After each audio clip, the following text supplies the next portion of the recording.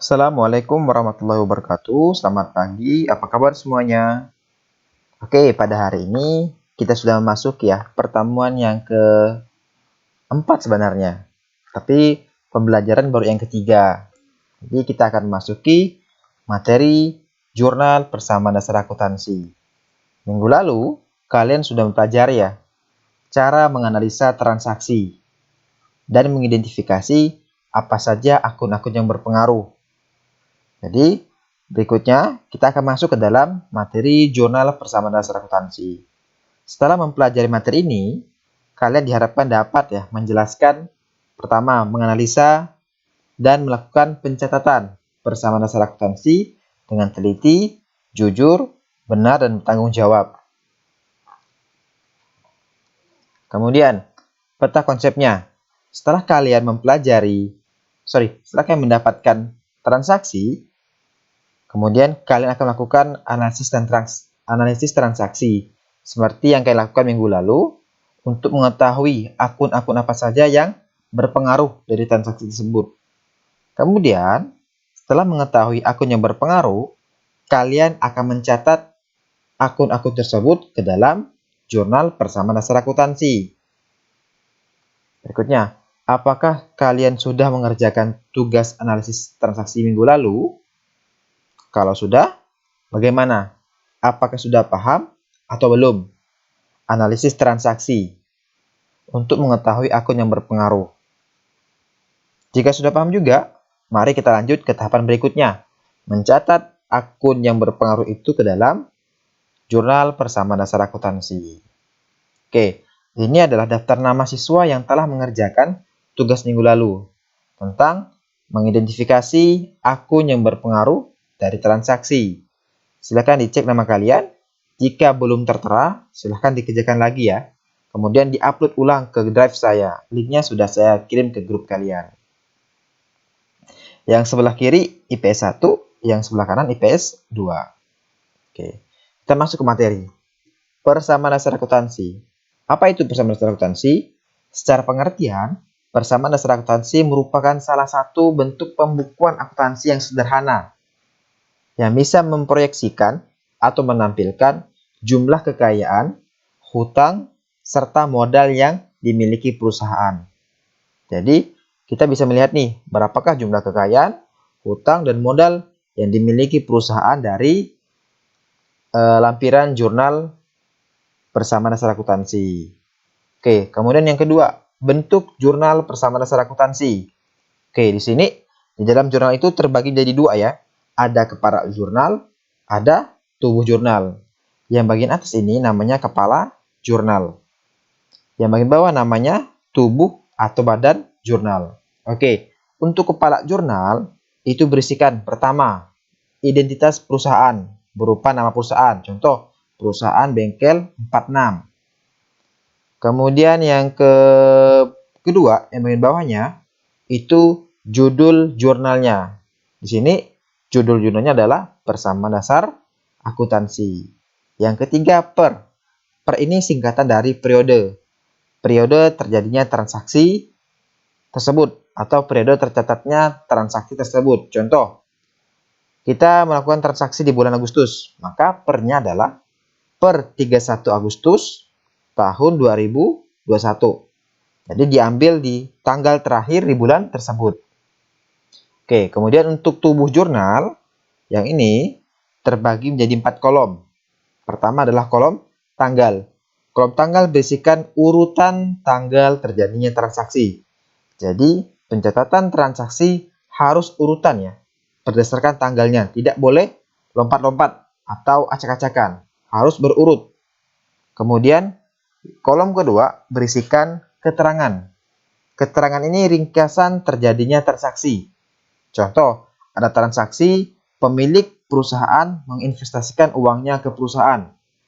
Kita buat ringkasannya, investasi pemilik. Atau investasi saja juga boleh. Apalagi misalkan, dibeli perlengkapan secara tunai. Maka kita buat keterangannya, pembelian perlengkapan.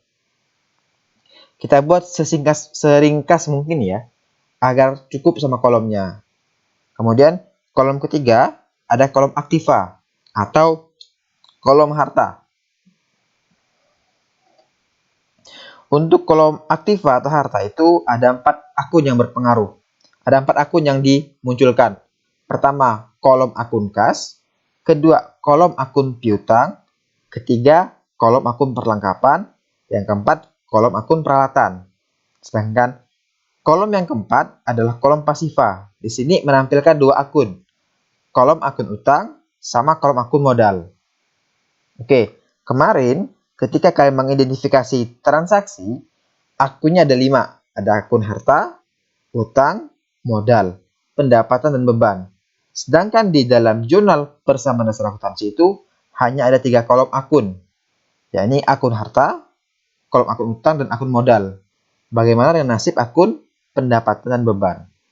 Oke, untuk melihat pengaruhnya akun pendapatan dan beban, silakan cek di tabel berikut ini. Oke, ini adalah tabel aturan umum pencatatan persamaan dasar akuntansi. Oke, kita akan fokus ya ke bagian pendapatan dulu nih. Penerimaan pendapatan tunai.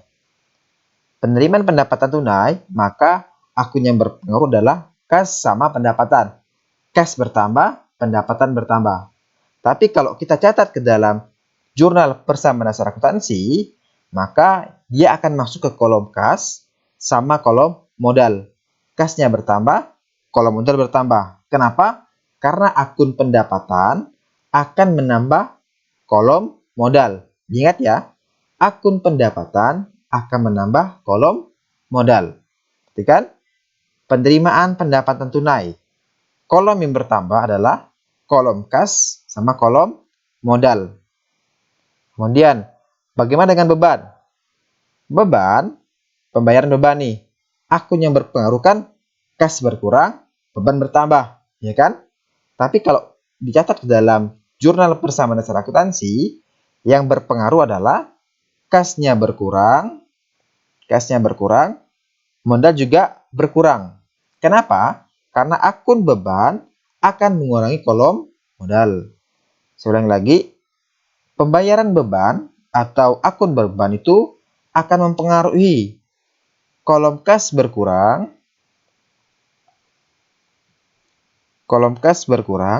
dan kolom modal berkurang. Karena akun beban mengurangi kolom modal. Itu ya, pendapatan menambah kolom modal, kemudian beban mengurangi kolom modal. Oke, berdasarkan hasil koefisien saya terhadap tugas kalian minggu lalu itu, sebagian sudah benar, cuman terdapat 2 kesalahan.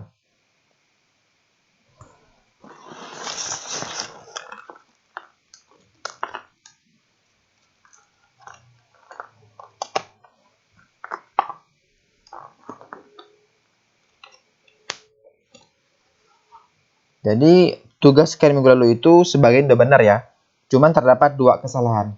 Apa itu? Yang pertama adalah transaksi penarikan uang tunai oleh pemilik. Oke, transaksi penarikan uang tunai oleh pemilik untuk keperluan pribadi. Di sini, akun yang berpengaruh adalah cashnya berkurang, modal berkurang. Ingat, untuk transaksi penarikan uang tunai oleh pemilik untuk keperluan pribadi, akun yang berpengaruh adalah akun kas berkurang, akun modal berkurang. Jadi, kasnya berkurang, modal berkurang. Kemudian, kesalahan yang kedua adalah tentang perlengkapan yang terpakai. Untuk transaksi perlengkapan yang terpakai, yang berpengaruh adalah perlengkapannya berkurang, modal juga berkurang. Karena perlengkapan yang terpakai bagian dari beban perlengkapan. Jadi, penggunaan perlengkapan itu bagian dari beban. Oke, itu ya. Jadi, hasil koreksi saya untuk tugas minggu lalu itu sebagian hanya keliru di bagian penarikan uang tunai oleh pemilik sama perlengkapan yang terpakai. Silakan diperbaiki nanti ya. Oke. Kemudian kita akan mencoba nih belajar cara mencatat transaksi ke dalam jurnal. Oke. Ini merupakan tugas kalian 2 minggu yang lalu ya. 2 minggu lalu tentang salon Anita yang kalian kerjakan di Google Form. Oke, ini adalah tabel identifikasi transaksinya. Kita akan fokus ke bagaimana cara mencatat ke dalam jurnal persamaan dasar akuntansi. Yang bagian bawah ini adalah jurnalnya, jurnal persamaan dasar akuntansi salon Anita. Perhatikan kolom transaksinya. Tanggal 25 Agustus, salon Anita melakukan pinjaman uang di Bank BCA sebesar 10 juta rupiah. Apa akun yang berpengaruh? Kas bertambah, utang bertambah. Kas bertambah 10 juta, utang bertambah 10 juta. Kita akan mencatat transaksi ini ke dalam jurnal persamaan dasar akuntansi. Oke, sebelum mencatatnya, kita wajib dulu nih mengisi bagian kepala tabel. Pertama, judul tabel, nama perusahaan, Salon Anita. Judul tabelnya persamaan dasar akuntansi, periodenya, tanggal terakhir di bulan terjadinya transaksi, 31 Agustus 2021. Oke, kemudian di kolom tanggal kita masukkan nih tahun terjadinya transaksi sama bulannya. Di kolom yang kecil ini urutan tanggalnya. Oke. Tanggal yang pertama, di sini ada tanggal 25. Kita masukkan nih, tanggal 25. Kemudian keterangannya, apa transaksi yang terjadi tanggal 25? Salon Anita melakukan pinjaman uang kepada Bank BCA. Maka keterangannya pinjaman Bank BCA ya. Pinjaman tok pun juga boleh. Jadi berisikan ringkasan transaksi yang terjadi. Keterangannya pinjaman bank. Kemudian apa akun yang berpengaruh? Akun yang berpengaruh adalah kas bertambah 10 juta, utang bertambah 10 juta. Jadi masukkan ke kolom kas 10 juta, kolom utang 10 juta. Sekarang aktivanya 10 juta berupa kas dan pasifanya 10 juta berupa utang. Jumlah aktiva, jumlah pasifa sama. Berarti konsep keseimbangannya benar. Kemudian konsep berpasangan juga sama. Ada akun di aktiva, ada akun di pasifa. Oke ya. Untuk tanggal 25 itu seperti ini. Masukkan tanggalnya tanggal 25, tambahkan keterangannya pinjaman bank. Akun yang berpengaruh adalah kas 10 juta bertambah utang bertambah 10 juta. Oke, setelah ini kita masuk ke tanggal yang kedua, tanggal 26. Tanggal 26 Agustus, Salon Anita membeli perlengkapan kepada toko Maybelline sebesar 500.000 dibayar secara tunai. Apa akun yang berpengaruh? Perlengkapan bertambah 500.000, kas berkurang 500.000. Kita masukkan ke dalam jurnal. Setelah tanggal 25, tanggal 26. Apa ringkasannya? Pembelian perlengkapan. Boleh, pembelian saja juga boleh. Apa yang berpengaruh? Kas berkurang 500.000, perlengkapan bertambah. Masukkan nih, perlengkapan bertambah 500.000. Kemudian, kas berkurang 500.000. Oke, kalau dia berkurang, maka jangan lupa dikasih tanda kurung. Tanda kurung ini artinya berkurang. Oke, di sini kasnya berkurang 500.000, perlengkapan 500.000. Oke, ada dua akun yang berpengaruh. Jadi konsep berpasangan udah benar. Kemudian konsep keseimbangannya. Oke, sekarang kita saldokan. Jadi sebenarnya setiap hari itu kita buat saldo. Tapi untuk tanggal 25 tidak perlu. Kenapa? Karena saldonya akan sama. Karena kan di tanggal awal itu tidak akan ada saldonya. Di tanggal awal itu saldonya akan sama transaksinya. Jadi tidak perlu buat saldo. Kemudian untuk hari kedua, baru perlu kita buat saldonya. Oke, sekarang berapa saldonya? Oke, saldo awal kas kan 10 juta nih. Ya kan? Karena berkurang 500.000 untuk beli perlengkapan, maka sekarang saldo kas adalah 9.500.000. Kemudian berapa saldo piutang? Piutangnya 0 masih. Saldo perlengkapan 500.000. Hasil dari pembelian. Peralatan 0. Kemudian utangnya, utang masih ada 10 juta. Jadi saldo utang 10 juta. Kemudian saldo modal. Modalnya masih 0. Ini ya. Ini cara mensaldokan transaksi. Jadi seharusnya setiap hari itu dibuat saldonya. Kemudian, Pak, kenapa tanggal 25 ada saldonya? Karena saldo di tanggal 25 itu sama kayak jumlah transaksinya. Karena kan di awal terjadinya pencatatan. Jadi kalau di awal terjadinya pencatatan itu tidak perlu saldonya. Tapi di hari berikutnya baru perlu. Oke, berikutnya. Transaksi tanggal 27. Tanggal 27, salon Anita membeli peralatan sebesar 2 juta dibayar secara kredit. Akun yang berpengaruh adalah peralatan bertambah 2 juta, utang bertambah 2 juta. Masukkan tanggalnya tanggal 27. Apa keterangannya? Pembelian peralatan. Pembelian saya juga boleh, masalah. Apa akun yang berpengaruh? Peralatan bertambah 2 juta, ya kan? Utang bertambah 2 juta. Di sini benar ya? Terus benar. Oke, berikutnya kita saldokan. Kas ada perubahan tidak? Kas tidak ada perubahan, jadi saldonya tinggal turunkan langsung. 9.500.000. Piutang masih 0. Perlengkapan tidak ada perubahan, tetap 500.000. Kemudian peralatan ada penambahan nih. Penambahan 2 juta. Jadi sekarang saldo peralatannya adalah 2 juta rupiah. Saldo utang yang awalnya 10 juta, karena ada penambahan utang 2 juta, maka saldo utang sekarang 12 juta. Saldo modal 0. Oke, untuk mengecek hasil kebenaran kerjaan kita, jumlahkan masing-masing kolom. Contoh, kolom pasifa. Kolom pasifa ada akun utang sama akun modal. Di sini utangnya 12 juta, modalnya 0. Kalau dijumlahkan, maka kolom pasifa itu berjumlah 12 juta. Kemudian kolom aktiva. Aktiva itu ada aktiva itu ada kas, kemudian piutang, perlengkapan, peralatan. 9.500.000 ditambah 500.000, 10 juta. Tambah 2 juta, 12 juta. Kolom aktiva, kolom pasifa jumlahnya sama-sama 12 juta. Jadi pencatatan kita sudah benar. Oke, berikutnya tanggal 28. Tanggal 28, Salonita memperoleh pendapatan dari Nyonya Iriana sebesar 1 juta rupiah. Apa akun yang berpengaruh? Kas bertambah 1 juta, kemudian pendapatan bertambah 1 juta. Masukkan tanggal 28, pendapatan usaha. Pendapatan saja juga boleh, tidak masalah. Apa akun yang berpengaruh? Kas bertambah 1 juta rupiah, kemudian pendapatan bertambah 1 juta rupiah. Ingat tadi sebelumnya, pendapatan itu akan menambah kolom modal, beban mengurangi kolom modal. Maka kalau ada pendapatan, selain kas bertambah di bagian kolom kas, maka kolom modal juga bertambah 1 juta rupiah. Oke, kemudian kita buat saldonya lagi. Saldo kas awalnya 9.500.000.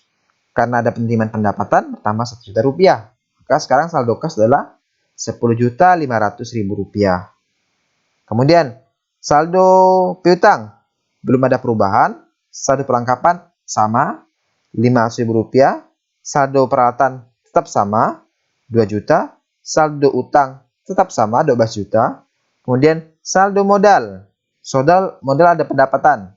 Modal ada penambahan dari pendapatan sebesar 1 juta rupiah. Maka saldo modal sekarang adalah 1 juta rupiah. Oke, berikutnya tanggal 29. Tanggal 29 terjadi pembayaran beban. Pembayaran gaji karyawan. Akun yang berpengaruh adalah beban bertambah 500.000, kas berkurang 500.000. Kita masukkan ke dalam jurnal. Tanggalnya tanggal 29. Keterangannya bayar gaji. Beban gaji juga boleh. Apa akun yang berpengaruh? Kas berkurang 500.000. Kas berkurang 500.000. Apalagi? Beban bertambah 500.000. Ingat, beban itu mengurangi kolom modal. Maka modal berkurang 500.000. Jadi saldonya yang awalnya saldo di tanggal 28 itu kasnya 10.500.000. Karena berkurang 500.000, maka sekarang saldo kas tinggal 10 juta. saldo piutang tidak berubah, saldo perlengkapan tidak berubah, kemudian saldo peralatan tidak berubah, 2 juta tetap, saldo utang tidak berubah, saldo modal yang awalnya 1 juta karena berkurang 500.000 maka sisa 500.000. Ingat, kalau berkurang dikasih tanda kurung. Oke, kemudian tanggal 30. Tanggal 30 dibeli perlengkapan kepada toko Emerald sebesar 1.500.000. Dibayar tunai 500.000, sisanya minggu depan. Akun yang berpengaruh adalah perlengkapan bertambah 1.500.000, kas berkurang 500.000, utang bertambah 1 juta. Maka akun yang berpengaruh adalah perlengkapan, kas sama utang. Kita masukkan ke dalam jurnal. Tanggal 30, keterangannya pembelian perlengkapan. Akun yang berpengaruh, perlengkapan bertambah 1.500.000, kemudian kas berkurang 500.000, kemudian utang bertambah 1 juta rupiah. Maka saldo di tanggal 30 adalah kas yang awalnya 10 juta berkurang 500, sisa 9.500.000. Piutang masih 0. Perlengkapan awalnya 500 bertambah 1.500.000 maka dapatnya 2 juta. Peralatan masih sama ya, 2 juta rupiah. Kemudian utang awalnya 12 juta. Ditambah 1 juta dapat 13 juta. Modal tidak berpengaruh, tetap 500.000. Kemudian tanggal berikutnya tanggal 31. Tanggal 31 terjadi penambahan modal ya oleh Nyanita berupa uang tunai 15 juta dan peralatan salon 10 juta. Akun yang berpengaruh adalah kas bertambah 15 juta, peralatan bertambah 10 juta, modal bertambah 25 juta. Masukkan tanggal 31, keterangannya investasi tambahan boleh, investasi modal boleh, investasi saja juga boleh, tidak masalah. Akun yang berpengaruh adalah kas 15 juta, kemudian peralatan 10 juta, modal 25 juta. Hitung lagi saldonya berapa. Saldo kas awalnya 9.500.000 bertambah 15 juta dapatlah 24.500. Saldo piutang tidak berubah. Saldo perlengkapan tetap 2 juta. Saldo peralatan awalnya 2 juta ditambah 10 juta dapatlah 12 juta. Saldo utang tetap 13 juta. Saldo modal 25 juta ditambah 500.000 dapatlah 25.500.000 rupiah. Oke, jadi semuanya sudah catat ya ke dalam jurnal. Kita buat perhitungan totalnya. Totalnya itu cuma 2, total aktiva atau harta sama total pasiva, utang dan modal. Aktivanya ada kasnya 24.500.000 rupiah. Kemudian piutangnya 0. Perlengkapannya 2 juta. Peralatannya 12 juta. Ditambahkan semuanya dapatlah 38.500.000 rupiah. Total aktiva 38.500.000 rupiah atau total harta ya. Total pasiva ada 13 juta dari utang, modalnya 25.500.000 rupiah. Totalnya adalah 38.500.000. Aktiva, pasiva jumlahnya sama, berarti sudah benar. Jadi begini ya, cara mencatat transaksi ke dalam jurnal persamaan dasar akuntansi. Oke. Untuk menambah pemahaman kalian, saya sudah membuatkan tabelnya dan tugasnya. Tugasnya itu berasal dari tugas minggu lalu ya, yang kalian buat analisanya. Jadi, saya sudah membuat koreksiannya yang sudah benar. Seperti ini. Ya, ini hasil koreksian saya yang sudah benar. Silahkan kalian salin ke dalam jurnal persamaan dasar akuntansi ya. Jika kalian ada printer, silahkan di print di rumah ya tabelnya. Tinggal kalian isi salon Rafa pernya sampai kolom terakhir. Jangan lupa dihitung berapa totalnya. Oke, nanti tugasnya, kemudian lampiran-lampiran tugasnya kayak tabel jurnal, kemudian materinya akan saya kirim ke grup WA. Silahkan dikerjakan. Waktu pengerjaannya sampai minggu depan ya. Mungkin sekian dari saya. Selamat pagi. Wassalamualaikum warahmatullahi wabarakatuh. Sampai ketemu minggu depan tentang pembuatan laporan jurnal persamaan dasar akuntansi. Oke, terima kasih semuanya.